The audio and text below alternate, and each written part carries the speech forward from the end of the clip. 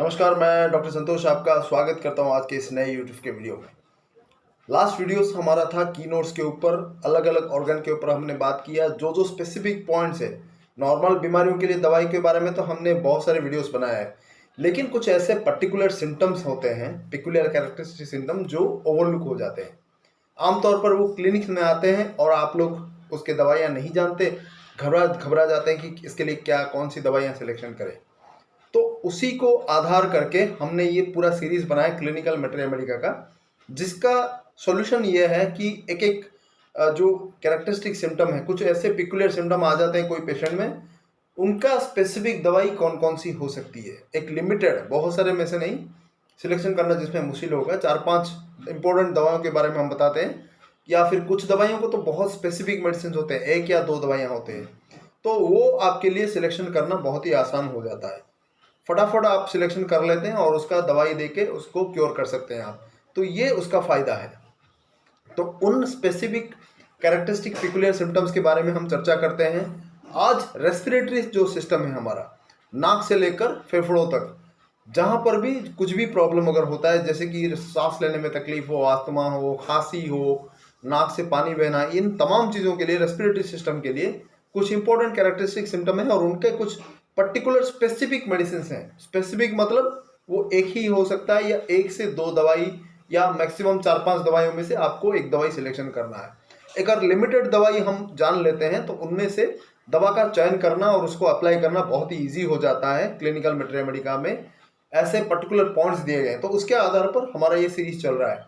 तो मैं उसको फिर से स्लाइड्स के माध्यम से आपको बताऊंगा, क्योंकि बहुत सारे पॉइंट्स हैं, आपको नॉर्मली बताना और आपको याद रखना मुश्किल हो जाएगा, इसलिए मैंने स्लाइड्स के माध्यम से इसको भी प्रेजेंट किया है, ताकि आप उसको देख सकें, नोट कर सकें और अच्छी तरह से अप्लाई कर सकें।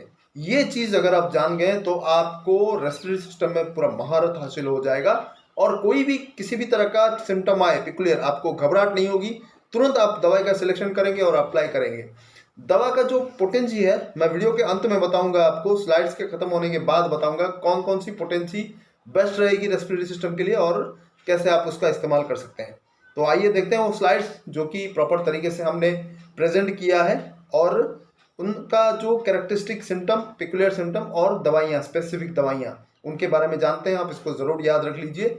बहुत सारी चीज़ों को हमने ओवरलुक कर दिया है, उसको निकाल दिया है, क्योंकि उसके ऊपर ऑलरेडी हमने वीडियोस बनाया है जो मेजर डिजीजेस है, लेकिन जो चीज सिम्टम्स हमने छोड़ दिया था, कुछ ऐसे पिकुलियर कैरेक्टरिस्टिक सिम्टम जो इंपॉर्टेंट है क्लिनिकल पॉइंट ऑफ व्यू से, उसको हमने यहाँ पर प्रेजेंट किया है। इस चीज़ को आप अच्छी तरह से ध्यान में रखिए। बहुत सारे लोग कमेंट करते हैं कि आपने इसके बारे में बताया नहीं, उसके बारे में बताया नहीं, इस डिजीज के बारे में आपने छोड़ दिया है। तो उन बीमारियों के बारे में ऑलरेडी हमने वीडियो बनाया है, तो आप उसको सर्च करके देख सकते हैं यूट्यूब पे, मेरे नाम के बाद उसका सर्च करके आप देख सकते हैं, ऑलरेडी वीडियोस है। बाकी जो बचा हुआ चीज़ें हैं, जो कैरेक्टरिस्टिक सिम्टम बचा हुआ है, हमने छोड़ दिया था, अभी हमने उसको सीक्वेंस ऑफ वे में प्रेजेंट किया है। तो अच्छी तरह से नोट करिए और आइए देखते हैं वो तमाम स्लाइड्स। तो आइए देखते हैं वो स्पेसिफिक मेडिसिन कौन कौन सा है जो डिफरेंट रेस्पिरेटरी प्रॉब्लम के लिए काम करेगा। ज़रूर इसको एक बार सब्सक्राइब कर ले अगर नहीं किया है तो। सबसे पहला एपिस्टैक्सिस, नाक से खून बहना। व्हेन कफिंग, खांसते वक्त नाक से जो खून बहता है, और रात के समय, सोते समय नाक से भी खून बहता है, और वो बहुत ज़्यादा हार्ड रहता है, डार्क क्लॉटेड स्ट्रिंग जैसा, रस्सी जैसा झूलता है। मैक्सवेल में उसका पर्टिकुलर लक्षण है। All irritating things, salt, wine, vinegar, पीपर, ये सब से खांसी ज़्यादा होती है इमीडिएटली, एलुमिना का स्पेशल लक्षण है। नेक्स्ट है कफ ड्यूरिंग प्रेगनेंसी, प्रेगनेंसी के दौरान खांसी ज़्यादा होना। एपोसाइनम, कोनेमैक, कालीब्रोम, कॉस्टिकम और नक्स मस्टरा में है। नेक्स्ट लफिंग एक्साइड कफ, हंसने से खांसी बहुत ज़्यादा बढ़ती है। उसका जो इंपॉर्टेंट दवाइयाँ हैं, अर्जिनम मेटालिकम, ड्रोसेरा, फॉस्फोरस, टनम। मैंने हमेशा कहा है सारी दवाइयों को नहीं देना अगर सिम्टम्स मैच करता है, तो जो बेस्ट, ज़्यादा सिमिलिमम है पेशेंट का सिम्टम और दवा का सिम्टम, मिनिमम 3 से 4 मैच करता है, तो सबसे पहले अप्लाई कीजिए, बहुत क्विकली काम करेगा। ठीक है। नेक्स्ट जो इंपॉर्टेंट मेडिसिन होता है वो है कैनाबिस सटैवा। इसका लक्षण है डिस्निया और asthma, where the patient can only breath by standing up. सिर्फ खड़े रहने पर ही उसको सांस अच्छी तरह जाता है, बैठने पर, सोने पर उसका प्रॉब्लम बहुत ज़्यादा बढ़ता है। नेक्स्ट है with every explosive cough there escapes a volume of pungent fetid air. खांसते ही गैस बहुत ज़्यादा निकलता है और बहुत ही दुर्गंध भरा गैस निकलता है, पंजेंट स्मेल, दुर्गंध भरा, कैप्सिकम का लक्षण है। मतलब चाहे वो रेस्पिरेटरी प्रॉब्लम हो या फिर हो पेट संबंधित कोई प्रॉब्लम हो, अंदर इन्फ्लेमेशन बहुत ज़्यादा होती है, बैक्टीरियल इन्फेक्शन हो जाता है तो वो दुर्गंध बहुत ज़्यादा आती है, तो उसमें कैप्सिकम बहुत बढ़िया काम करता है। नेक्स्ट है lumps of mucus fly from mouth when coughing. छोटे छोटे म्यूकस वल्गम का टुकड़े जो होते हैं वो उड़ के बाहर आता है या फिर गले से वो मुंह में आ जाता है, तो लम्प्स बोलते हैं उसको, छोटे छोटे दानेदार। तो उसमें बाड़ियागा चेलिडोनियम कालिकार्प का लक्षण है। Want of breath in those engage in athletic sports, जो कि खेल कूद में ज़्यादा इन्वॉल्व होते हैं, उनमें अगर सांस लेने की तकलीफ होती है तो कोका बहुत ही बढ़िया काम करता है एथलेट्स के लिए, खासकर ये उपयोगी है ऑक्सीजन की कमी के कारण। नेक्स्ट है cough has a gargling sound as if water was being poured in the बोतल। जैसे पानी किसी बोतल में अगर आप नीचे डालें तो जैसे रमलिंग साउंड होती है, गर्गलिंग साउंड होती है, कलकल की जो आवाज़ होती है, उसी तरह से अगर खांसी हो, कफ वल्गम की साउंड हो, क्यूप्रामेट बहुत बढ़िया काम करता है। Cough only in the day time, सुबह के वक्त ही ओनली अब उसको खांसी होती है, रात के वक्त नहीं होता, तो यूफ्रेसिया का लक्षण है। नेक्स्ट है कफ ओनली ड्यूरिंग नाइट, सिर्फ रात के समय ही होता है, दिन में नहीं होता, तो पेट्रोलियम का स्पेसिफिक लक्षण है। ये दोनों हमेशा आप याद रखना, यूफ्रेसिया और पेट्रोलियम, ये उसका स्पेसिफिक लक्षण है, एक दिन के समय होता है और एक सिर्फ और सिर्फ रात के समय होता है। नेक्स्ट आता है great weakness, loss of breath and going upstairs. बहुत ज़्यादा फैटिग, वीकनेस होता है, सांस लेने में तकलीफ होती है, डिस्निया, ब्रेथलेसनेस होता है अपस्टेयर, सीढ़ी में ऊपर चढ़ने से। कैल्किरियाकार उसका पर्टिकुलर दवाई है जो कि ऊपर चढ़ने से, सीढ़ी में ऊपर चढ़ने से उसका सांस रुक जाता है। और ड्यूरिंग मेंसेस ऐसे ही ब्रेथलेसनेस अगर मेंस्ट्रुअल पीरियड के समय होता है तो आयोडम, एल्यूमिना, कार्बोनिमालिस और कोक्यूलस उसका लक्षण है। वैसे ही सांस लेने की तकलीफ जो है सोने से कम होता है, काली बाइक्रोमिक में, लाइंग डाउन सोने से उसका प्रॉब्लम में कमी आती है। नेक्स्ट जो इसका इंपॉर्टेंट पॉइंट है dyspnoea worse when lying down, सोने से उसका सांस लेने की जो तकलीफ है वो बहुत ज़्यादा बढ़ जाती है। आरेलिया रेसिमोजा, लैकेसिस, आर्सेनिकम एल्बम और ग्रिंडेलिया।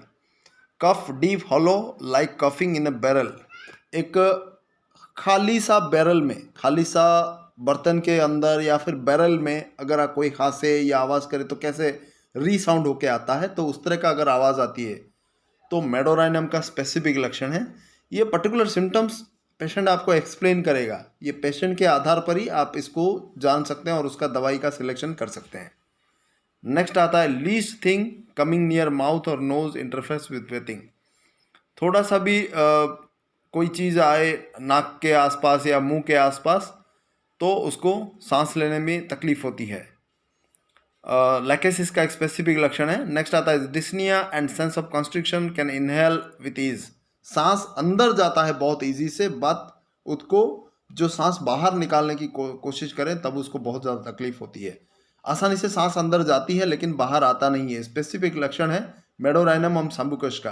पेशेंट बोलेगा कि सर मैं आसानी से अंदर सांस ले लेता हूँ लेकिन बाहर छोड़ते हुए मुझे तकलीफ होती है। ये दोनों दवाई आप हमेशा याद रखना, मेडोराइनम और सम्बुकस, ठीक है।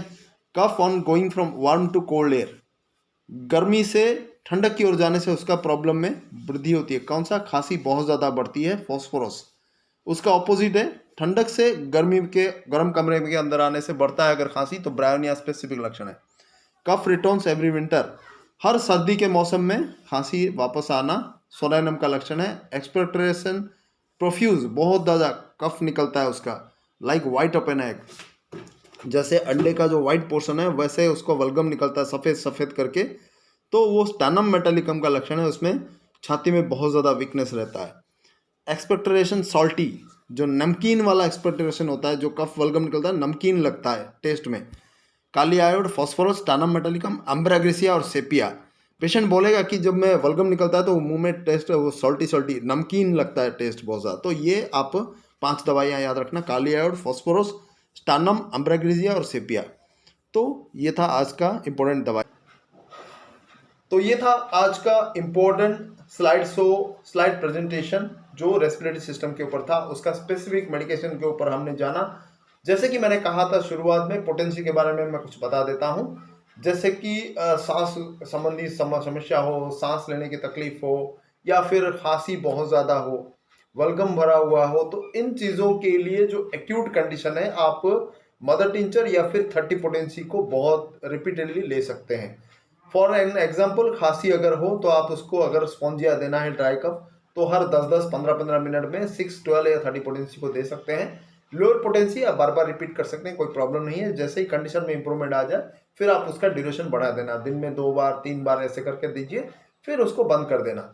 जैसे ही कंडीशन में सुधार आ जाए, फिर 30 को बंद करके आप 200 दिन में 2 बार 2 दिन दे सकते हैं। एटलीस्ट 2 दिन देना है, उससे ज़्यादा नहीं देना। ये बहुत ही इंपॉर्टेंट चीज़ है। 200 को 2 दिन से ज़्यादा रिपीट नहीं करना। जो डीप एक्टिंग मेडिसिन है, जैसे कि सल्फर है, फॉस्फोरस है, उनको एक ही दिन काफ़ी है।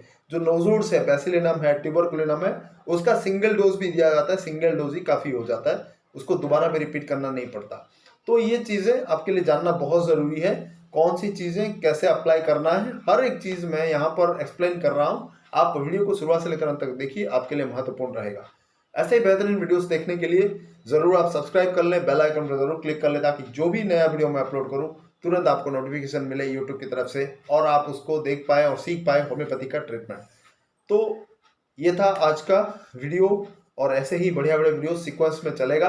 तो बने रहिए मेरे दोनों चैनल्स के साथ। मेरा जो नया चैनल है डॉक्टर संतोष हेल्थ केयर इंटरनेशनल, उसमें हम डिजीज के ऊपर सीरीज बना रहे हैं, और यहाँ पर जो पुराना चैनल है डॉक्टर संतोष कुमार पाढ़ी, उसमें हम क्लिनिकल मेटेरिया मेडिका और की नोट्स के ऊपर सीरीज बनाए, ताकि बहुत ही ईजी रहे आपके लिए किसी भी चीज़ों की जो बीमारी के लिए क्विक प्रेस्क्राइब करना।